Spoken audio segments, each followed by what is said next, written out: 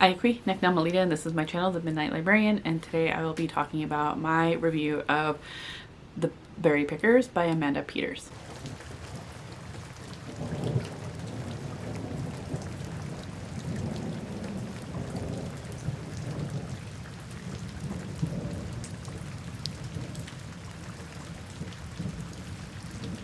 Before I get into the review, however, I do want to do this slight disclaimer in that, yes, technically because I'm an Indigenous reviewer and Amanda Peters is an Indigenous author, that this is own voices. However, Amanda Peters is Mi'kmaq. I am Yurok. Indigenous people are not monolithic. We have our own different experiences, languages, teachings, lessons, etc. And despite some overlap with some tribes, we are all not the same. Yurok territory is along the coast of Northern California and Southern Oregon. Mi'kmaq is on the east of California, east of North America, Canada to what is now known as Canada, Nova Scotia, or Nova Scotia, Canada, and eastern northern parts of the United States. Please bear that in mind as we go forward. The Berry Pickers was published in October 31st of 2023, and I was lucky enough to get an advanced listener copy through Libro FM, so thank you so much to them. This is not sponsored, but I would really like to just kind of encourage you to check them out if you have not already. I have my link down below if you ever do want to check them out. Basically, you pay $14.99 for a subscription to them. You get a credit each month that you're subscribed to them, and you can use that credit for any audiobook within their library. You get discounts on their audiobooks. So very similar to Audible, however, you're not feeding into Amazon's pockets. You are helping support independent bookstores, as Libro FM and bookshop.org are basically one and the same. So thank you so much to them for their advanced listeners copy. As I was listening to it, I was very much attracted to the cover of the book, and I was really happy that I enjoyed the book enough that I really wanted a physical copy. So I did get it. I absolutely love it. I did get this from bookshop.org, and just as a slight critique though of the make of the physical book, the dust jacket is a little baggy on the book itself, and I'm sorry, I hate deckled edges.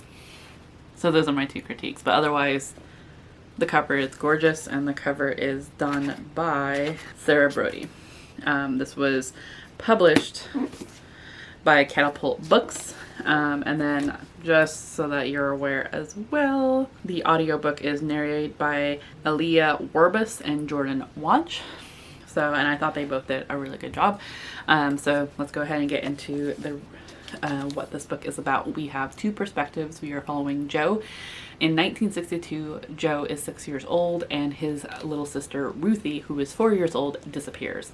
They are a Mi'kmaq family and have traveled from Nova Scotia to the blueberry fields of Maine to earn money. And during the season, Ruthie disappears. They try to go to the local cops, only for the local cops not to help because of who they are. And ultimately, despite the owner of the blueberry fields having some sympathy, time is money, and after about a week he asks them to keep picking. Joe, we kind of follow Joe's perspective in terms of as his life progresses, we see how that has affected his life in terms of his feeling guilt of him being the last one to see Ruthie alive, him now being the youngest of the five or four remaining siblings, how that affected his mother and the rest of his family, and how they kind of fell apart after Ruthie's disappearance. We are also following Norma, who is a only child to an affluent family. Her father is emotionally distant, and her mother is a little overbearing and overprotective, to the point where it creates anxieties as Norma grows up in this house that she feels like she has to walk on eggshells with. She is grateful for her aunt and her aunt's best friend, who I forgot the name of. I feel like her name's Annie, but I can't quite remember. She wasn't really allowed to do anything as a child out of her mother's fear. And as she grows up, there's little things that happen that makes her question if she really belongs in this family. But anytime she brings them up, her mom claims she has a headache. There's little things that have been said throughout her life that, like, they all feel connected, but ultimately Norma doesn't put them all together until her mother is on within the throes of dementia and starts releasing little more information, and Norma realizes that all the little things throughout her childhood and her growing up are coming together, and she realizes that there's this family secret that was kept from her. So now she needs to figure out who she is after learning about this family secret. This was actually fairly easy to get through in terms of like listening to it and even looking at the physical copy. The fonts and the margins are fairly big, so I feel like it's would be a really quick read through. However, I will say that the topics that are brought up in here, definitely look up content warnings, because there is some heavier topics in terms of grief and loss of death of a sibling, domestic violence, miscarriages, kidnapping, colonization, racism, divorce, gaslighting, and death of parents, as well as taking care of a parent who has dementia. So definitely look into that. But overall, felt like Amanda Peters' writing was really well done in terms of the dual perspectives. I feel like there, more times than not, I feel like one perspective is preferred over the other, where anytime we go to the second perspective or whoever's perspective, I end up getting kind of irritated of like, oh, we're back in this spot, or like, oh, I'm tired of hearing their voice. I'd rather be in the other perspective. That was not the case with this book. I felt like Joe and Norma's perspectives both had kept me interested and kept me in the story. There was no preference, in my opinion, for which one I would rather be listening to. I thought they were both really well done, and I really appreciate Amanda Peters' writing because of that, because I feel like that's few and far between in a lot of dual perspectives. I also felt like I was very much there, whether it was in Nova Scotia or in the blueberry fields of Maine or in Boston, where all these places that these stories take place. I felt I was there with them. I smelt the salty sea wind. I felt the heat on my skin from the sun. I also felt their emotions. My heart broke upon reading how Joe's mother wailed after they had to give up looking for Ruthie. Cried for Norma as she was figuring stuff out about her family, and my heart sank for her as she realized that her life wasn't as what she thought it was. I thought that was really well done. I did cry multiple times in this book. Another content warning is talks and descriptions of someone going through cancer and cancer treatment. So please take care of yourself. So from here on out, my review is going to be a little spoilery. So if you don't want to hear about that, thank you so much for watching as far as you did. But it is going to contain spoilers from here on out. Basically, it was pretty obvious to me right off the bat that Norma is Ruthie. Ruthie was kidnapped by this white family. I won't get into the details of how or why, just so that you have something to continue reading about and you aren't, or will be surprised about. But what I will say is that this was a common occurrence.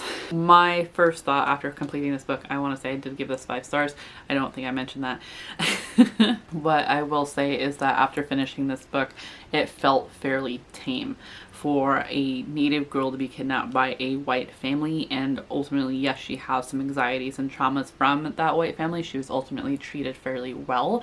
I have heard stories of Native kids being kidnapped by white Christian families and to save them from being Native, only for those kids to be abused verbally and physically because of who they are, because they are Native, and they grew up with traumas and grew up hating themselves because that's all they grew up with. They didn't grow up with love. They grew up with this hate, despite the reasoning being that they were being saved. So There are a couple of people around here locally that were kidnapped and ended up coming back, and they are still working through those traumas, if they were able to come back at all. And that was definitely one thing that I was thinking of. I haven't read a book where a Native child was kidnapped and we get that perspective.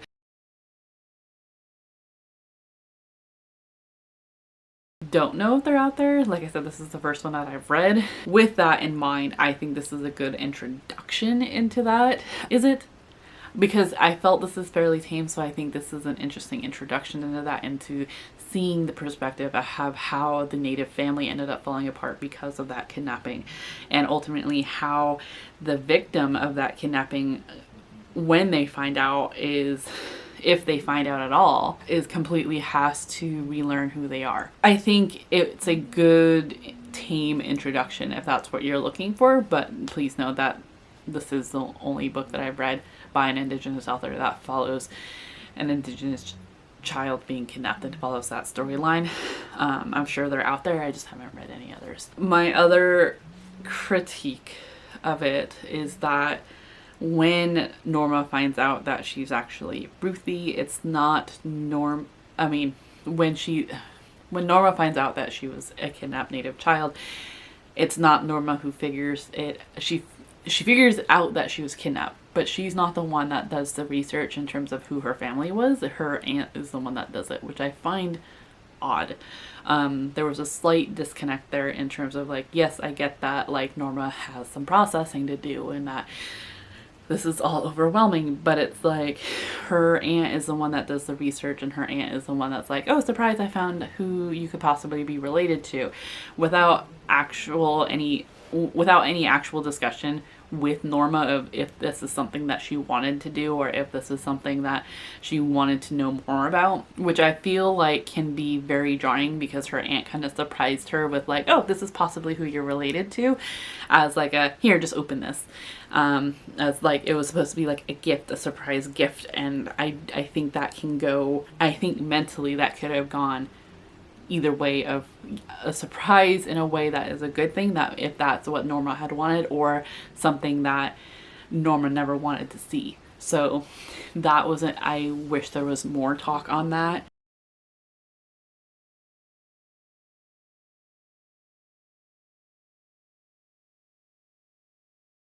Also just wanted to know more about Norma's aunt's perspective in terms of what she thought when her sister came home with a 4-year-old native child, and it was just like, oh, she's mine now, I saved her. Really? You're gonna justify this because it made your sister happy? And like, I just wanted to hear more about Aunt June's reasoning behind that, as well as how they figured out that, particularly in 1963, when therapy wasn't necessarily a norm for anyone, how they figured out that 4-year-olds or anyone younger, or a child younger than 5, doesn't retain memories.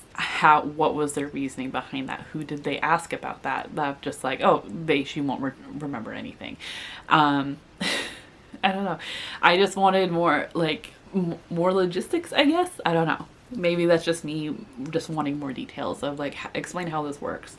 And I get that that can be a bit of a downer, as well as like being nitpicky, but I just wanted to know. But with those critiques in mind, I did give this a 5-star, because ultimately I really did enjoy it, and I really did enjoy this unique perspective that I haven't read from before. It was also just interesting too, because I don't think I've read anything from a Mi'kmaq perspective. So that's always really interesting to me, not being Mi'kmaq. And I apologize if I have been pronouncing that wrong. And I understand that Mi'kmaq, I believe, is singular and Mi'kmaq is plural. But if I'm wrong on that, please let me know. So yeah, that is my review of The Berry Peckers.